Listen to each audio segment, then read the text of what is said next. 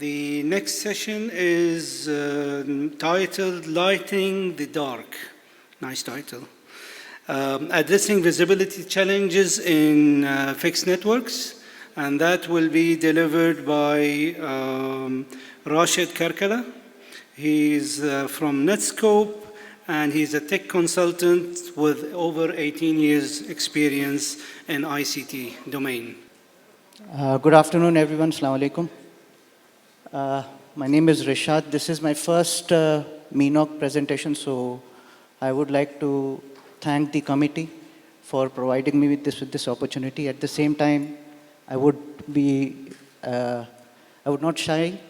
Basically, I would be having a nervous breakdown anytime soon, but it also gives me a sense of relief that you guys are capable enough to handle or calm down my nerves. So, excuse me if I falter any time during my presentation. So anyway, it's been quite a day with a lot of interesting topics, facts, and figures presented by my fellow presenters. In the same vein, I would continue to talk about the visibility challenges in the fixed network and how this can be addressed. So if you see the slide, this first slide actually talks about the visibility techniques or methodologies. So if you see, there are three typical types of, you can say, the visibility techniques or methodologies. If you talk about SNMP, so, SNMP provides visibility about the overall traffic in terms of volume, throughput, without any further information. But then if you need more information, such as you would want to know about the traffic classification, the overall traffic classification, the source destination of the traffic, the BGPs, the peering, the BGP peering, the ASNs, the ASN paths, and so on and so forth, even about the CDN information, then yes, flows can do a world of good when it comes to this particular information. But then if you want to further get into the types of sub-traffic classification, let's say Facebook, and within Facebook, you have Facebook chat, videos, likewise WhatsApp, and so on and so forth. And also anything related to issues related to the services, any kind of failures, go into the sessions. Any problem with the...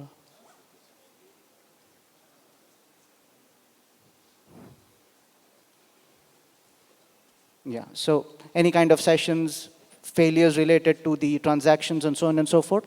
Then packets are, the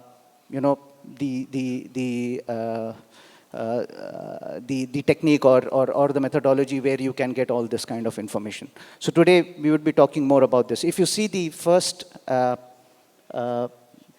picture on the left-hand side, you see the blue one is actually your own network.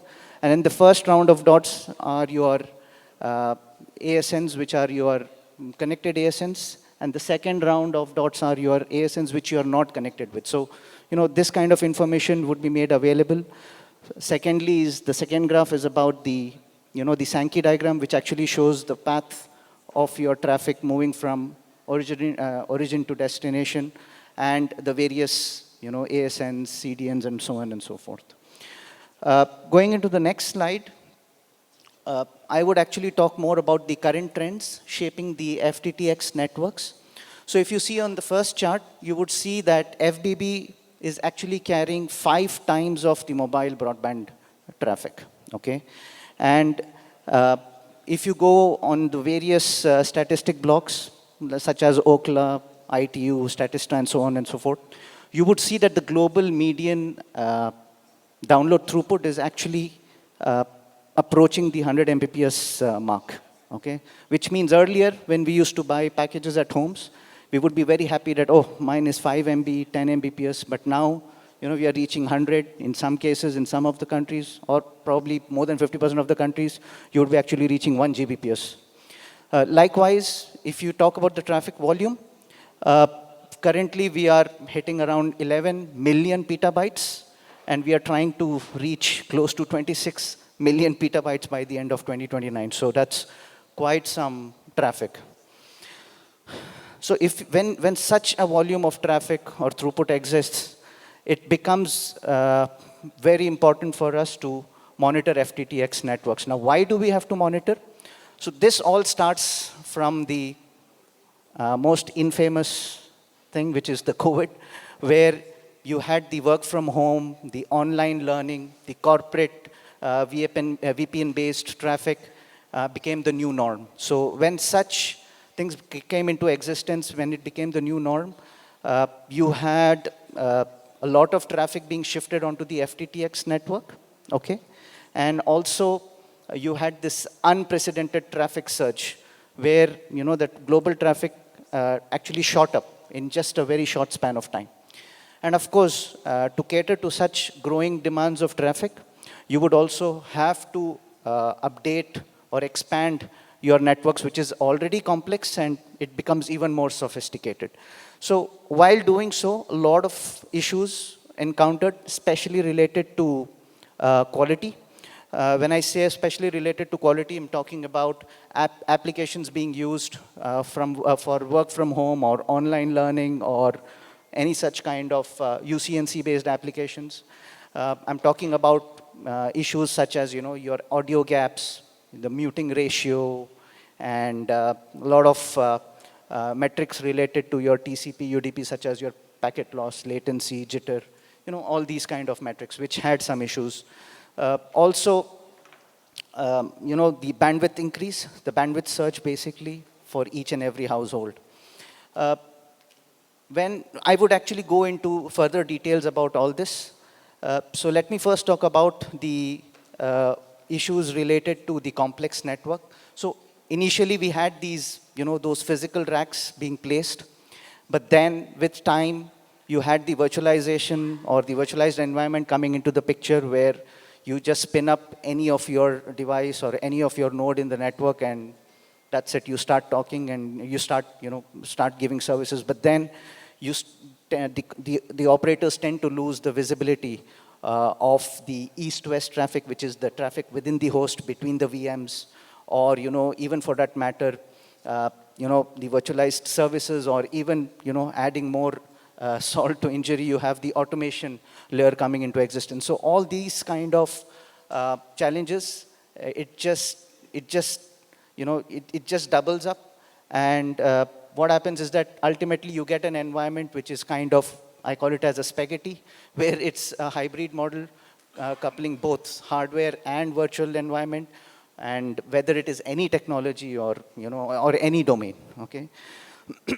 So this actually puts a lot of blind spots, which actually impacts the services.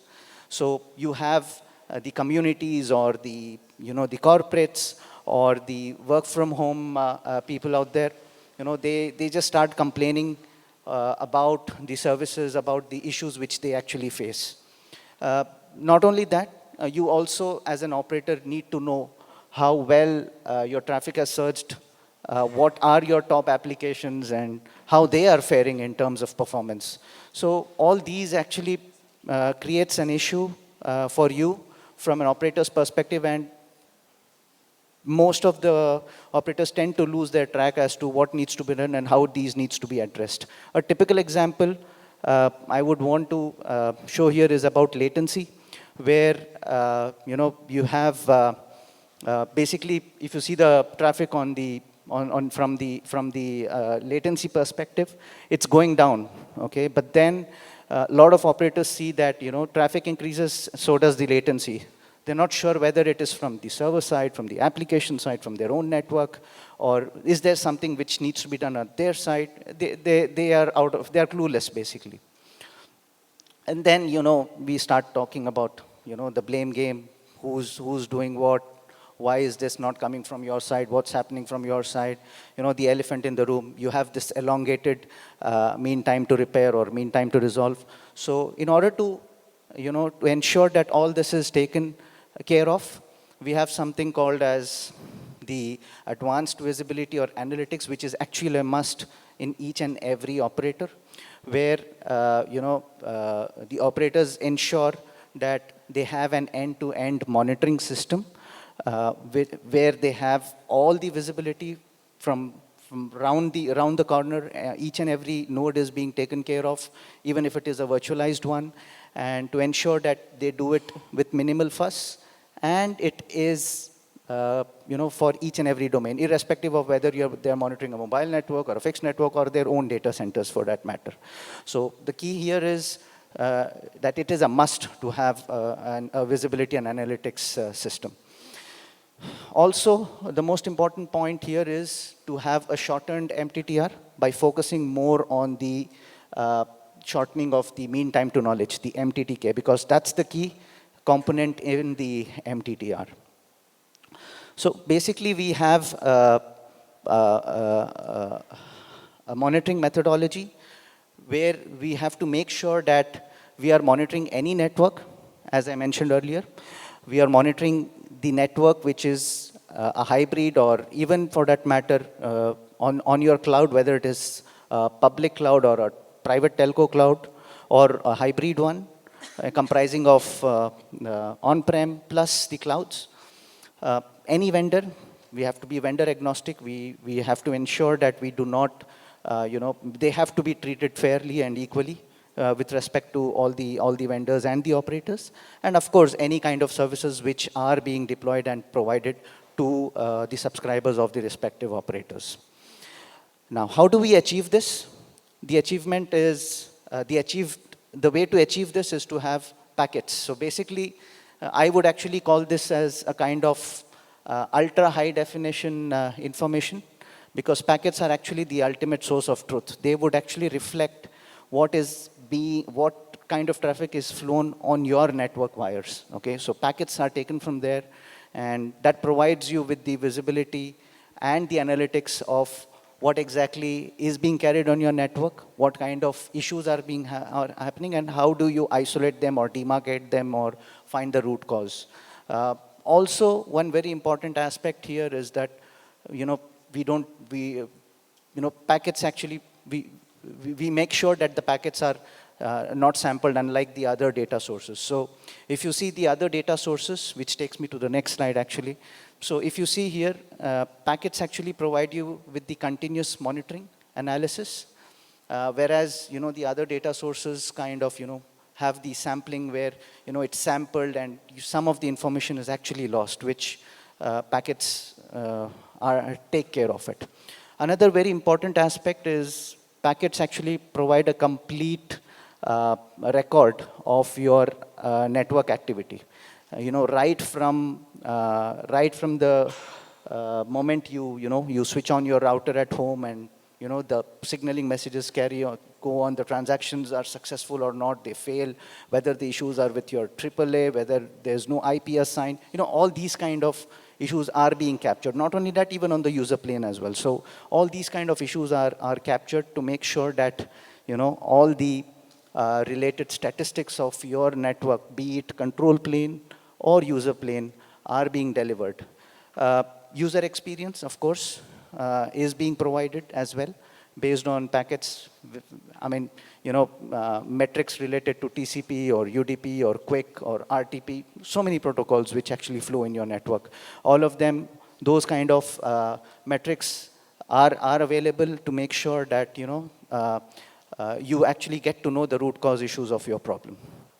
Finally, packets also provide you with the granular level of details in terms of application usage, in terms of error codes or cause codes, which actually is which actually creates issues with respect to your service or application or protocols or whatever.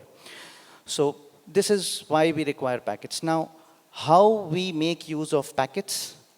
How do we, we collect the packets, but then what do we do with it? How do we analyze it? So we basically ensure that the packets are converted into metadata. And then this metadata basically is nothing but, the information, or you can say the juice is extracted from the packets, you see. So, we just extract the juice from the packets, and then you have this metadata where all the KPIs, all the related information related to those packets are made available to you. What is metadata?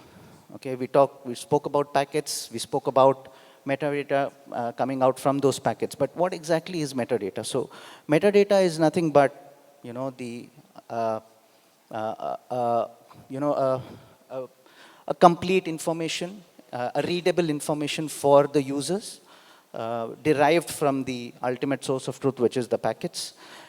You get a lot of information from this, whether it is related to any service, whether it is related to per subscriber, per node, or a geographical location, multiple dimensions, dimensional parameters related to these metadata will be made available to ensure that you can connect the dots and see where exactly the problem is and what exactly the problem is.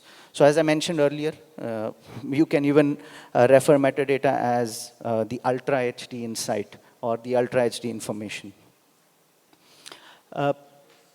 What is the power of metadata? So if you see the key components of the metadata, based on these key components of metadata, you would be able to, have a plethora of use cases. For instance, you have rich contextual information wherein you can get a deep insight about your network behavior in terms of performance, even security threats for that matter. Real-time monitoring, or you can just say near real-time monitoring, where you will have at least a real-time or a near real-time visibility into your network.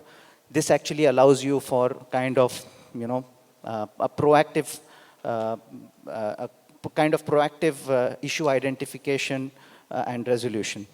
Of course, historical analysis, or you could say a kind of over the time analysis, historical analysis, where you could see trends which will actually help in better plan or expand your network, which will actually help in also monetize your existing packages, use cases, or even more than that. Next, why do we have to use this metadata, and what are the instrumentation points? So basically, instrumentation points, you have various building blocks for an FTTX network, starting from CPE until the internet. So how do we have these instrumentation times, or basically the probes where you want to actually have them is actually at the BNGs, which actually has all the per user, per node, per geographical location related analytics. Not to forget the service enablers, which is the AAA, DHCP, and DNS.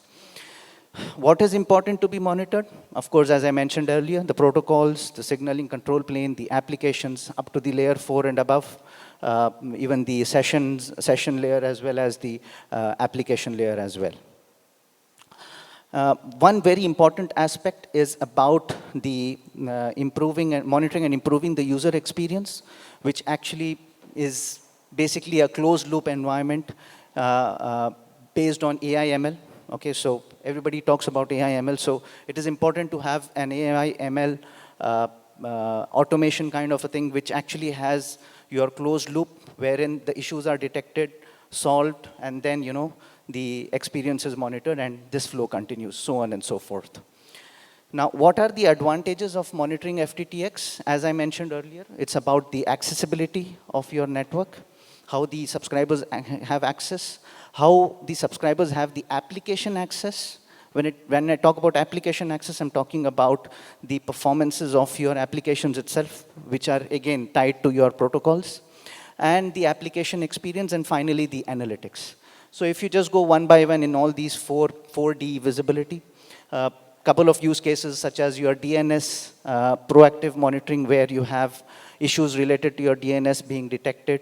You have issues related to your TCP environment detected, such as your retransmissions, your handshake issues, your window size. Similarly, for quick UDP, RTP, where you have at least a mid-flow latency and other kind of metrics is involved. You also have per per user experience or per ONT experience, where you would have, the availability, your other metrics, performance metrics related to your applications being monitored, and the CEI, or the customer experience score, index score being provided. And lastly, about the analysis of user experience, wherein you have multi-dimensional parameters being considered, and there you come out with some insights where your data scientists or your data engineers ensure that, analysts ensure that, okay, these are some very important facts and figures which needs to be brought to your management's attention. I have just one use case, which is about gaming, which we have seen with various number of operators around the globe being seen, is basically a lot of games, online games have now been packaged and provided to customers. And we have seen that all these online games tend to have more or less similar kind of issues because they are protocol dependent, be it the latency, packet loss, jitter, throughput. It all depends on the protocol again, for sure. If it is UDP, of course, you would just get the latency. If it is quick, RTP or TCP, all the others you will get. So you have all these kind of games, and people tend to complain a lot about these games. So how do we make sure about these being taken care of? Of course, with an advanced visibility and analytics solution, you would actually be able to ensure that such experiences are improved, which will eventually provide you with a good subscriber experience. The outcomes, of course, improved latency, improved throughput, and monetized gaming packages. Just one last slide, it's about the deployments. A lot of major operators have deployed fixed network-related monitoring methodologies or systems, monitoring solutions. Similarly, in this region also, a lot of now operators have started to do this. So it's quite important to note that such kind of solutions are important and necessary to ensure that you guys keep up the trend with making sure that the quality is good enough. The key takeaways, as I mentioned earlier, packet data, network performance, packet-based metadata, and package-based monitoring solution is recommended to ensure that you keep up with the quality. So that's it for now. I think I've rushed up a little bit. Sorry about that. Any questions, the floor is open. Thank you.